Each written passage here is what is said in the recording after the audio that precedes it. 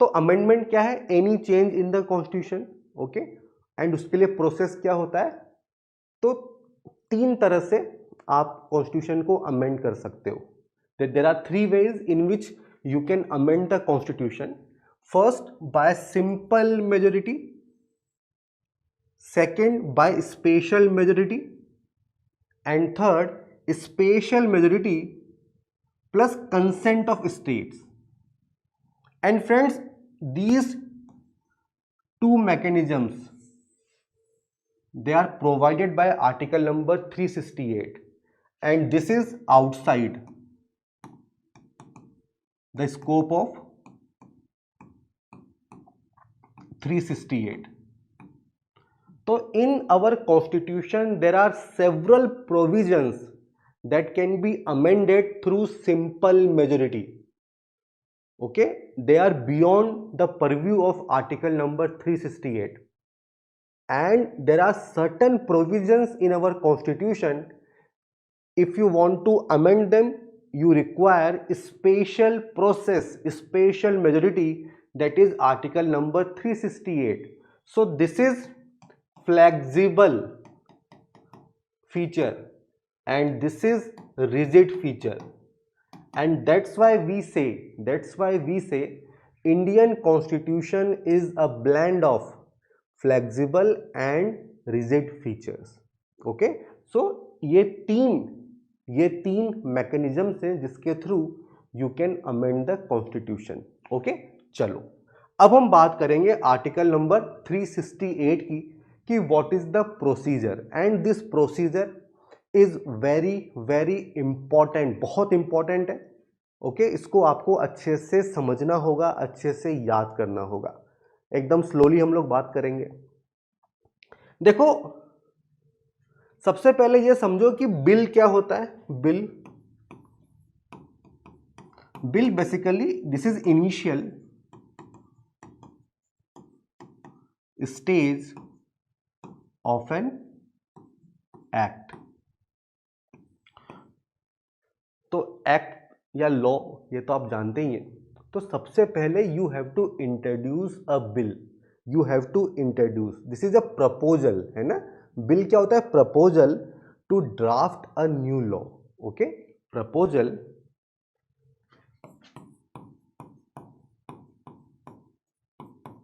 To draft a new law, proposal to draft a new law. तो draft है, discussion होगा, debate होगी, उसके बाद वोटिंग हो जाएगी, फिर प्रेसिडेंट अगर ओके बोल देंगे तो बिल बन जाएगा एक्ट, उसके बाद वो इम्प्लीमेंट हो जाएगा. सो इसीलिए this is initial stage of an act. तो if you want to amend the constitution, पहली स्टेप होती है कि आपको बिल इंट्रोड्यूस करना पड़ेगा. ओके, आपको बिल इंट्रोड्यूस करना होगा. अब ये बिल कहां पे इंट्रोड्यूस होगा, in either house of parliament. So या तो लोकसभा में कर सकते हो या फिर राज्यसभा में कर सकते हो, स्टेट असेंबली में नहीं होगा. Okay, so constitution amendment bill can only be introduced in the parliament, either in Lok Sabha or in Rajya Sabha, not in state legislative assembly. Okay, so in the initiation there is no role of state assembly. Okay, there is no role of state assembly.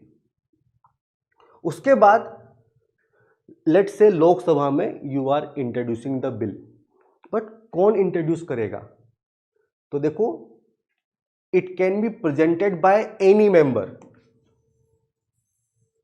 ठीक है, ministers भी कर सकते हैं और private member भी कर सकते हैं.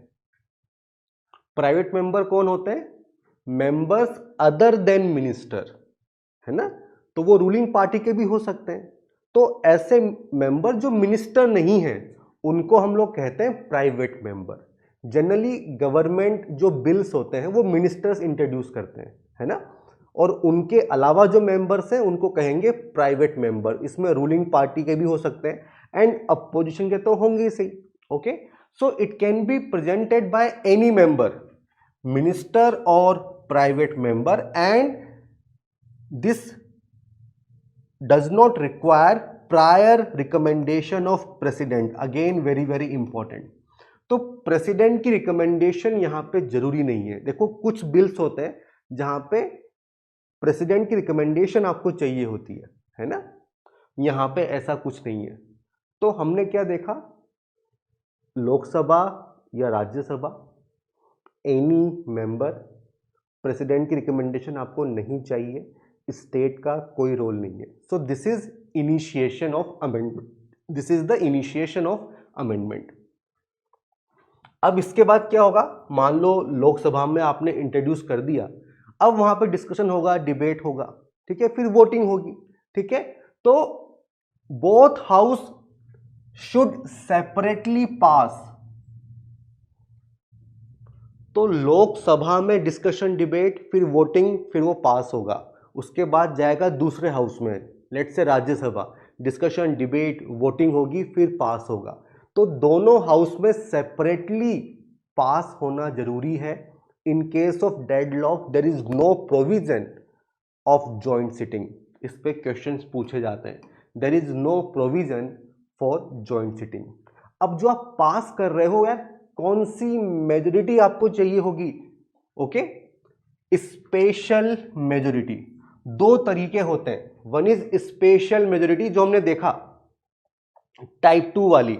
ओके, वो मेजोरिटी आपको यूज करनी होगी, majority of total members of the house, that is absolute one, and majority of 2/3 members present and voting. इस वाली मेजोरिटी को आपको यूज करना होगा. बट अगर आप कोई फेडरल प्रोविजन चेंज कर रहे हो, मींस जिसका इंपैक्ट सेंटर स्टेट का जो पावर डिस्ट्रीब्यूशन है उस पर पड़ रहा है, तब फिर आपको क्या करना होगा, तब फिर वो जो बिल है उसमें एक स्टेप ऐड हो जाएगी, ratification by half of the state. तो दोनों हाउस से पास हुआ बिल, उसके बाद स्टेट्स के पास जाएगा. And what is the requirement कि half of the state, 50% of state वो रेटिफाई कर दें, वो अप्रूव कर दें. By which majority? By simple majority. By simple majority. और जैसे ही 50% ने हाँ कहा, फॉर्मेलिटी पूरी हो गई.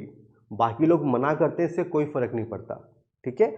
उसके बाद ये जो बिल है, ये बिल जाएगा प्रेसिडेंट के पास. एंड प्रेसिडेंट के पास और कोई ऑप्शन अवेलेबल नहीं होता है.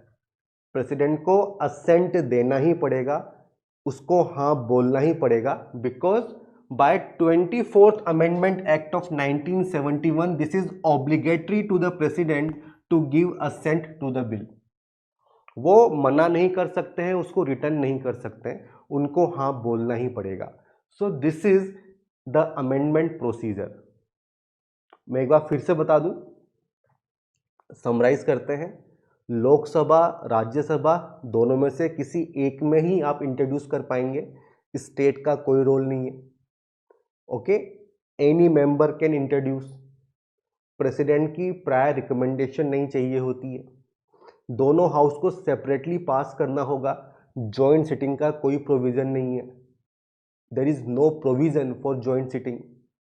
ओके, एंड कौन सी मेजोरिटी आप यूज करोगे? Special majority. And if you are changing the federal provision, then ratification of half of the state वो भी आपको करना पड़ेगा, और वहां पे यूज होगी simple majority. After that that bill will be presented to the president.